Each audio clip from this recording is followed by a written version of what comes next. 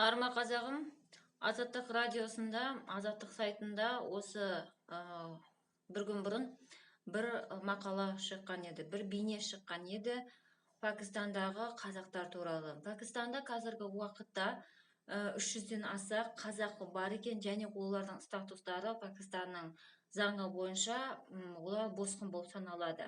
Яғни Пәкістан оларға ешқандай азаматтық бермеген. Кезінде ол кісілер Ауғанстанда соғыс болған кезде қашқан, бірақ Пәкістан оларға ешқандай көмек бермеген. Құжаттары болмаған соң олар Пәкістанда заңды түрде ресми түрінде жұмыс істей алмайды. Әркімге жалбарышты болып, олар күндерін әрең көріп жатқан көрінеді. Сонымен қаншама адамдар жаңағы видеоның астында пікірлерін қалдырып жатыр.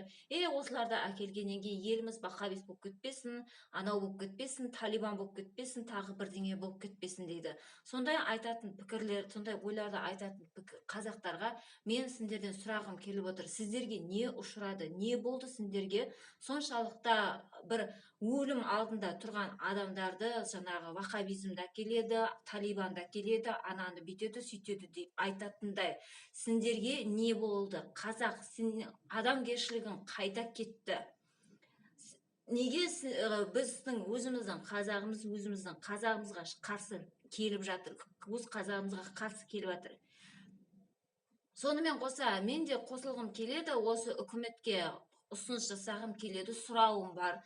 Сол жаңағы Пәкістанда қазақтарды, Ауғанстанда қазақтарды, босқын болып жүрген қазақтарды, күндерін көре алмай жүрген, өлім алдында жүрген қазақтарды елімізге қайтарайық. Еліміз кең, байтақ болады. Осы ата-бабадан қалған, осы ата-бабамыз осы жер үшін өлді, кетті. Біз осы жерге мұра болып қалу үшін, бізге осы жер мұра болып қалу үшін, неге ендігі кезде енді біз жаңағы жағдайымыз жақсы болып тұрғанда, еліміз егеменге қол жеткізген кезде, неге біз өз қазағымызды, босқын болып жүрген, далада қаңғып жүрген қазағымызды елімізге қайтара алмаймыз? Аман болыңыздар.